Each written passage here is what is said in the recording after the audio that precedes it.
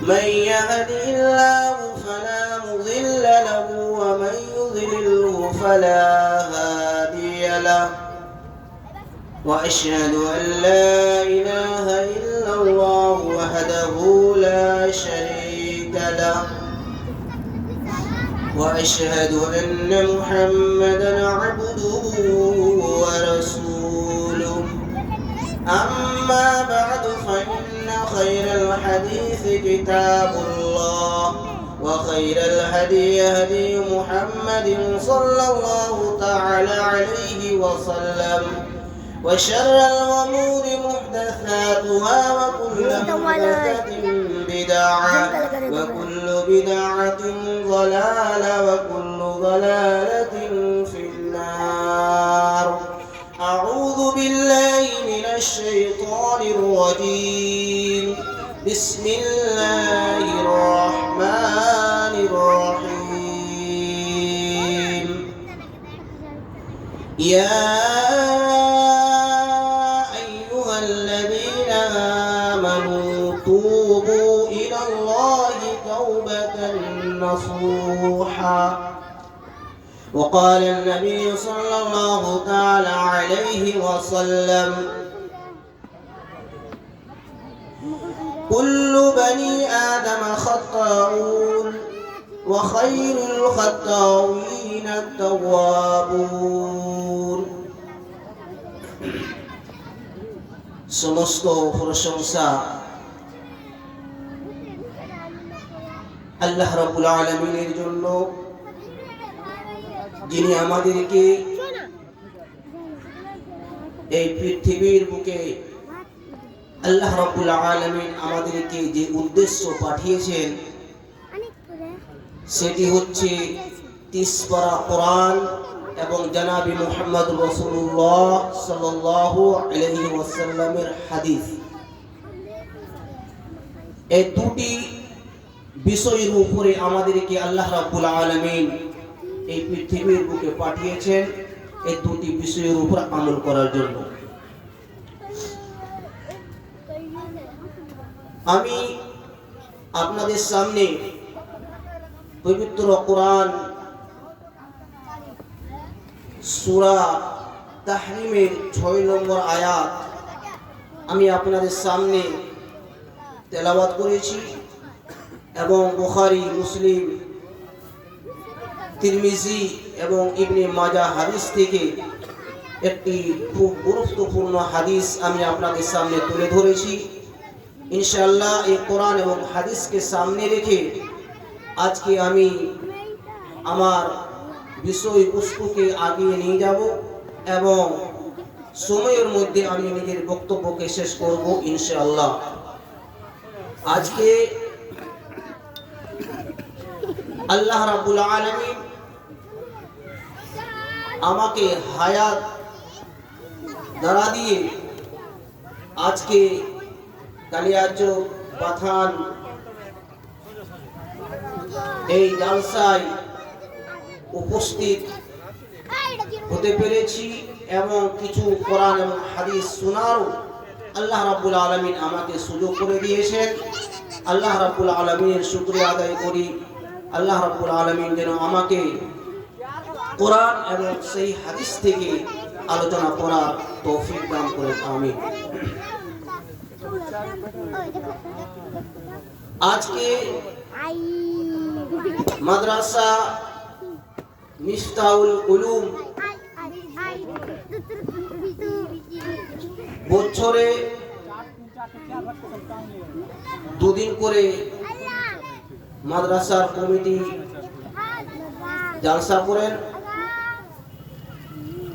এই বছরও আজকে 28 এবং 29 তারিখ এই 2 দিন জালসা হবে ইনশাআল্লাহ। খুব গুরুত্বপূর্ণ হাদিস, কোরআন এবং হাদিসের আলোচনা হবে ইনশাআল্লাহ।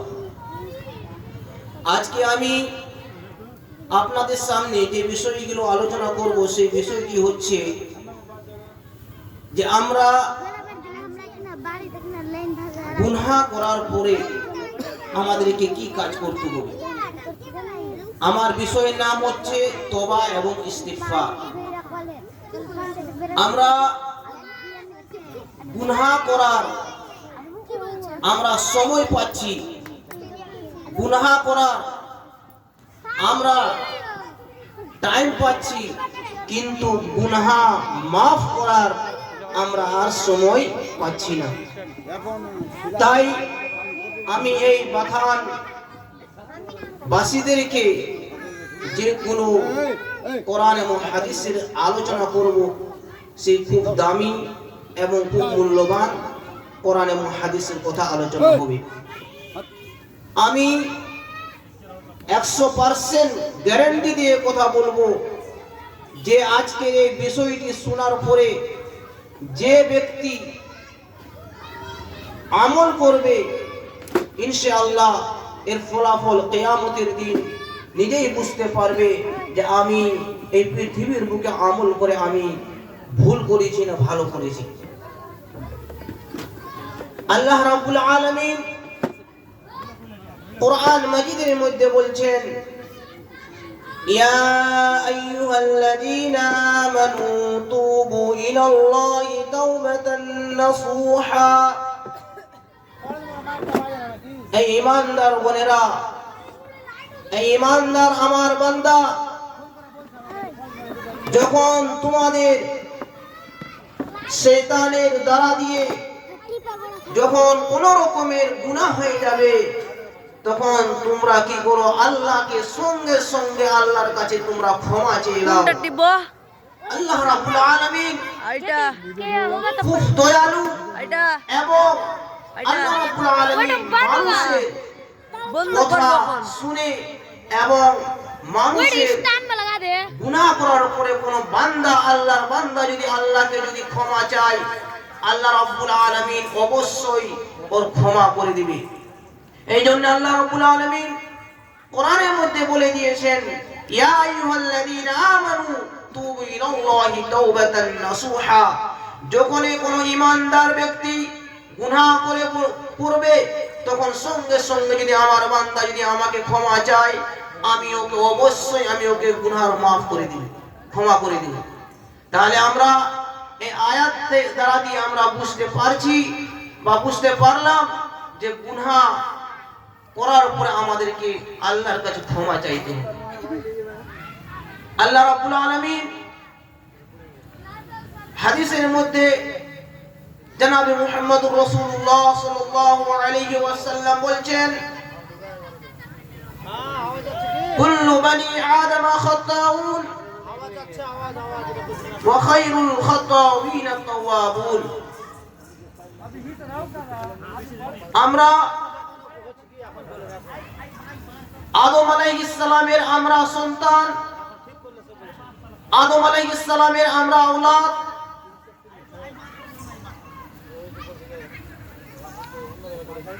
কুল্লু বনি আদম খায়রুল খাতাউইন।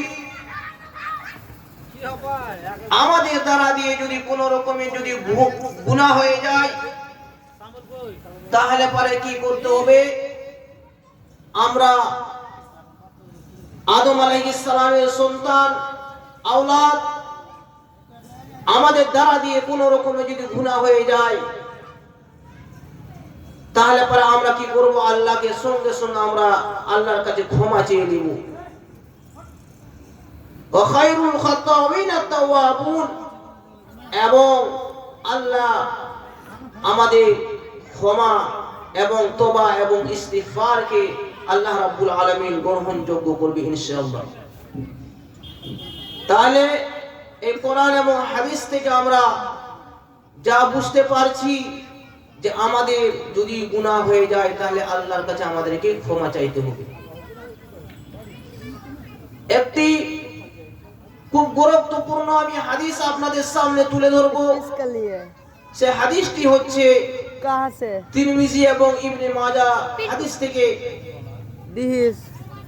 একটি সাহাবী আল্লাহর নবী সাল্লাল্লাহু আলাইহি ওয়াসাল্লামের কাছে আসলেন। সাহাবীটির নাম হচ্ছে আমিস বিন মালিক রাদিয়াল্লাহু তাআলা আনহু। আল্লাহ নবী সাল্লাল্লাহু আলাইহি ওয়াসাল্লামের কাছে আসার পরে আল্লাহ নবীকে বলছেন, ইয়া রাসূলুল্লাহ তাহিরনি, আল্লাহ রাসূল তুমি আমাকে পাক করো, তুমি আমাকে পাক করো এবং জাহান্নাম থেকে তুমি আমাকে বাঁচাও। আল্লাহ নবী সাল্লাল্লাহু আলাইহি ওয়াসাল্লাম বললেন, ওয়াইহাকা ইরজি'i ফাস্তাগফিরুল্লাহ ওয়া তুবু ইলাইহি। মাইস বিন মালিক, তুমি বাড়ি যাও, বাড়ি যাওয়ার পরে তুমি আল্লাহর কাছে তুমি ক্ষমা ইস্তিগফার করো, তওবা ইস্তিগফার করো, আল্লাহর কাছে তুমি ক্ষমা চেয়ে নাও। আল্লাহ রাব্বুল আলামিন তোমার দ্বারা দিয়ে যে গুনাহ হয়েছে, শয়তানের ওয়াসওয়াসিলাতে তোমার যে গুনাহ হয়েছে, আল্লাহ রাব্বুল আলামিন তোমাকে maaf করে দিবেন। ওই সাহাবী নিজের বাড়ির দিকে আসতে লাগলেন। আসার পরে কিছু দূর আসার পরে চিন্তা ভাবনা করতে লাগলেন দাঁড়িয়ে, যে আল্লাহর নবী সাল্লাল্লাহু আলাইহি ওয়াসাল্লাম তো আমাকে কোনো জিজ্ঞাসা করেনি আমি কি গুনাহ করেছি, আমি কি কোন এমন পাপ করেছি যে আল্লাহ নবী আমাকে জিজ্ঞাসা করলো না, আমাকে বলো তুমি তওবা ইস্তিগফার করো, আল্লাহ রাব্বুল আলামিন তোমার গুনাহ maaf করে দিবেন, ক্ষমা করে দিবেন। ওই সাহাবী চিন্তা ভাবনা করার পরে আল্লাহ নবী সাল্লাল্লাহু আলাইহি ওয়াসাল্লামের কাছে আবার আসলেন। দ্বিতীয়বার আসার পরে আল্লাহ নবী সাল্লাল্লাহু আলাইহি ওয়াসাল্লামকে বলছেন, ইয়া রাসূলুল্লাহ তাহিরনি, আল্লাহ রাসূল সাল্লাল্লাহু আলাইহি ওয়াসাল্লাম তুমি আমাকে পাক পবিত্র করো, তুমি আমাকে জাহান্নামের আযাব থেকে, কবরের আযাব থেকে তুমি আমাকে বাঁচিয়ে নাও।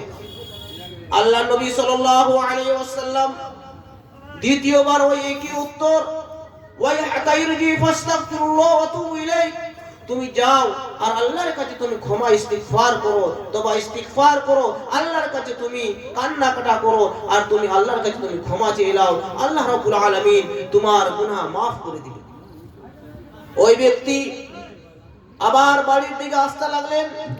কিছু দূর আসার পরে ফের দাঁড়িয়ে চিন্তা করতে লাগলো যে আল্লাহর নবী তো আমাকে জিজ্ঞাসা করে না যে আমি কোন এমন পাপ করেছি, গুনাহ করেছি, আল্লাহর নবী আমাকে জিজ্ঞাসা করেনি। ওই ব্যক্তি আবার আল্লাহ নবী সাল্লাল্লাহু আলাইহি ওয়াসাল্লামের কাছে তৃতীয়বার আসলেন। আল্লাহর নবীকে বলছেন, ইয়া রাসূলুল্লাহ তাহিরনি, আল্লাহ রাসূল সাল্লাল্লাহু আলাইহি ওয়াসাল্লাম তুমি আমাকে পাক পবিত্র করো, তুমি আমাকে জাহান্নামের আযাব থেকে তুমি আমাকে বাঁচিয়ে নাও। আল্লাহ নবী সাল্লাল্লাহু আলাইহি ওয়াসাল্লাম তৃতীয়বার একই জবাব, একই উত্তর দিচ্ছেন, ওয়াইহাকা ইরজি'i ফাস্তাগফিরুল্লাহ ওয়া তুবু ইলাইহি, তুমি যাও আল্লাহর কাছে তুমি ক্ষমা ইস্তিগফার করো, তুমি ক্ষমা চেয়ে নাও, তওবা ইস্তিগফার করো, আল্লাহ রাব্বুল আলামিন তোমার গুনাহ maaf করে দিবেন, ক্ষমা করে দিবেন। ওই ব্যক্তি তৃতীয়বারের মতন বাড়ির দিকে আসতে লাগলেন। আসার পরে ওই ব্যক্তি চিন্তা করতে লাগলেন যে আল্লাহর নবীর কাছে আমি তৃতীয়বার গেলাম, তৃতীয়বারে কোনো আমাকে আল্লাহর নবী জিজ্ঞাসা করে না যে আমি কোন এমন পাপ করেছি, গুনাহ করেছি, যে আমি বারবার যাওয়ার পরেও আল্লাহর নবী আমাকে জিজ্ঞাসা করে না। আল্লাহর নবীর কাছে চতুর্থবার আসলেন। আল্লাহর নবীর কাছে আসার পরে